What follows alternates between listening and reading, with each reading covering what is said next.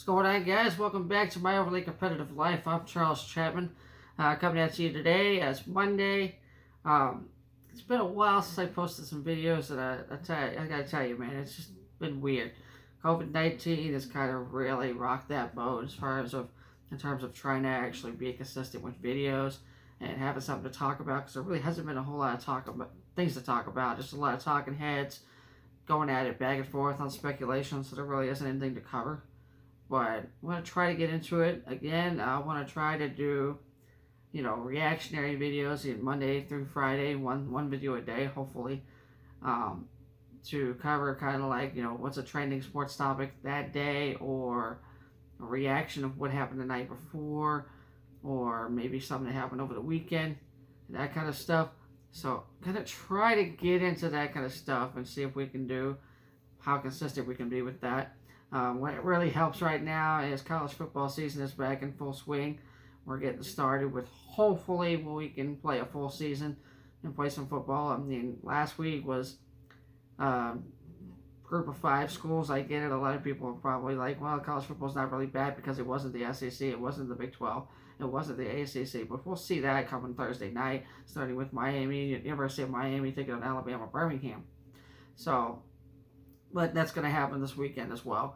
And but last week, I mean, I tell you what, my butt was glued to the couch. I was just glad there was college football on the TV. There was a lot of intriguing matchups with some younger guys, some smaller programs that are going to produce, NFL talent, guys that are going to be able to play in the NFL, this year or next year or something like that. They'll be draft ready and draft eligible. So it was really fun to kind of sit down and watch those programs for a little bit. Teams that we don't normally keep an eye on. Now the biggest thing, and what I really want to talk about, it kind of stuck out in my mind today, was what happened on Saturday. The University of Tennessee in Knoxville, Jeremy Pruitt had to cancel a planned Saturday scrimmage because 44 of his players were out due to various things. Most of them were either positive COVID-19 tests or somebody that had come into contact, via contact tracing, had come into contact with a positive COVID-19 person, and they had to sit out as well. And so there's mandatory 14-day quarantines for those guys. And then, of course, various other ailments, training issues, things like that, where precautions had to be taken to prevent a further injuring that injury. So a lot of people, I got various reactions when I shared that news. I thought it was very interesting, and for various reasons, it's a sign of what's to come. What's an obstacle that's going to be faced this season for a lot of college football teams trying to play a full season. And it's big because for one thing, it's 44 guys. You're talking about 44 players not being available for a scrimmage or even in a few weeks a game. That's unprecedented. And it's not something that's going to be taken lightly. It's a very serious issue. It's very tough, and it makes it very hard to field a competitive football team for a game. If you got a team that's 90 guys, and suddenly boom, 44 of those guys are out with an injury, it's going to be really hard to field a competitive football team, especially in a Power 5 school where your top two guys on the depth chart are your best players, and everybody else is just you're hoping that they can contribute, but they're not exactly ready to be the guy just yet. And that's the case at most schools. And even schools that lack depth, that's going to be even harder. So this is a huge thing in terms of being able to compete this season for a lot of teams. And I got a lot of pushback from Tennessee fans that were like, "Oh, you're just talking trash on Tennessee." Let me be clear on that. I love talking trash as much as the next guy, but I'm more of a facts and analysis kind of guy. I look at the headlines, I look at the stats, and I look at the game film and what happens on the field. I don't really give a care in the world for the jokes, the inappropriate stuff, talking about yo mama this, yo mama that, and all that stupid stuff that goes with cussing people out, that goes with trash talking. I get into trash talking. I get into having a good time, especially when the University of Oklahoma plays the University of Texas for Red River rivalry. I really get into that. When for me, if it's a big game, the national championship, college football playoffs, I get into talking with guys like that when it comes to bragging rights and stuff like that, but it really is just a back and forth. I like to talk about football, and I like to be serious about it. I don't really get into trash talking as much. I mean, I do it, but I don't do it as much. And for me, I don't really have a lot to gain from trash talking with the University of Tennessee football fans, because for me, most of them are very obnoxious. I've got a few that I enjoy talking with on a daily basis or a weekly basis because they're pretty good guys, and they know what they're talking about. But there's the ones that get very emotionally invested, and I think the one thing that's really funny about Tennessee Volunteer fans is every single one of them that I talk to has a source close to the program when they get their information, and they try to disprove me using the source that they have in this information, and 99% of the time that information always ends up turning out to be wrong or not even close to true. So for me, it's I've got nothing to gain from trash talking Tennessee fans. I've got nothing to gain from going back and forth with Tennessee fans on this stuff. For me, this is a very serious. I take it very serious when I talk sports. I don't really get into the nitty gritty, but this is a big thing like I said, for various reasons.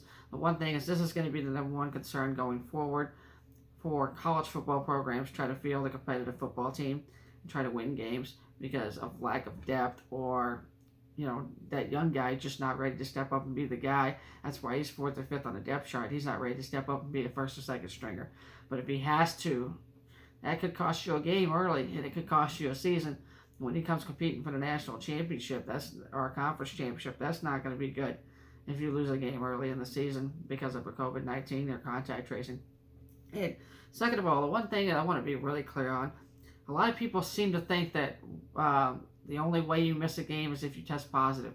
That's not true at all. If you test positive, you'll miss a game.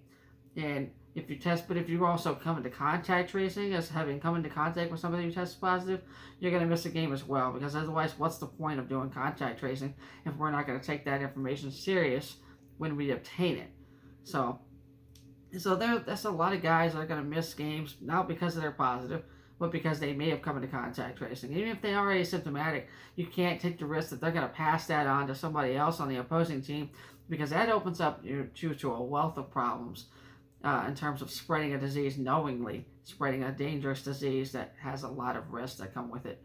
And something else that people said it brought up was like, well, there's too much money on the line.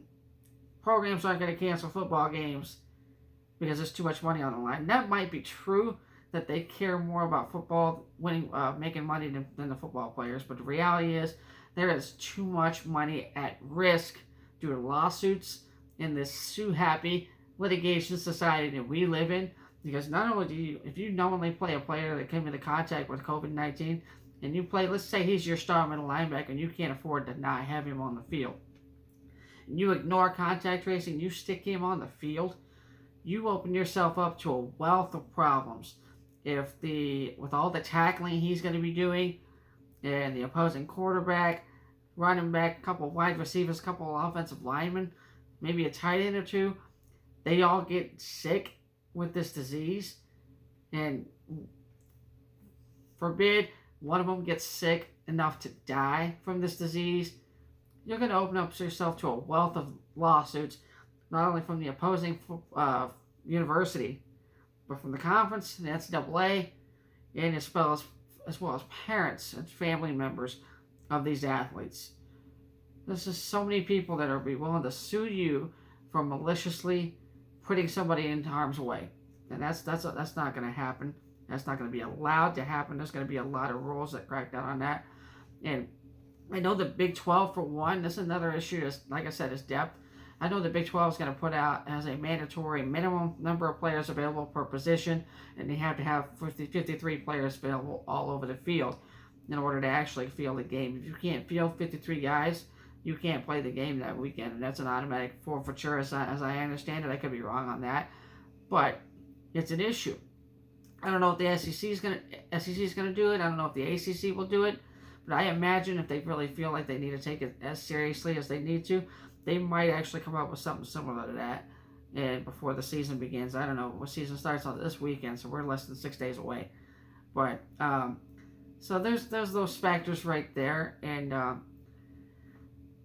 it's just this is going to be something going forward. It's going to be a big thing, and that's why it's compelling to me. It's why it stood out to me as something big, and I think it's going to be the biggest reason why this season we'll probably, if we crown a national champion this season, one way or the other, it's going to be it's either going to be the most depth, talented team out there, Clemson or Alabama, or it's going to be a team out of nowhere that suddenly somehow puts it together and shocks the college football world in terms of winning a national championship or competing for a national championship. Because there are going to be teams that are going to lose games like early in the season or late in the season that they normally would not lose because of these kind of precautions that are going to have to take place, unfortunately. So it's going to be a very interesting season we've got going forward here. I'm very curious to see how it plays out and what's going to happen if it happens to Oklahoma, Alabama, Georgia, LSU, Texas, teams are Clemson, teams that are going to really, that have a lot to lose and that are very serious contenders for a playoff spot, Florida even, and it's going to be very interesting to see how that plays out. And I'm very excited to see how this season plays out. And hopefully we get to play a full season. But, guys, it's a serious issue. Let me know what you think in the comments below. Like, subscribe, share with your friends. And I'd love to hear some back and forth with you guys. If you have something you want to talk about tomorrow or the next day or something like that, let me know below. And we'll talk about it. We'll talk sports. We'll have some fun. We'll have a good time. And hopefully we can get back to as much normalcy as possible and enjoy sports again. Peace out. Stay safe.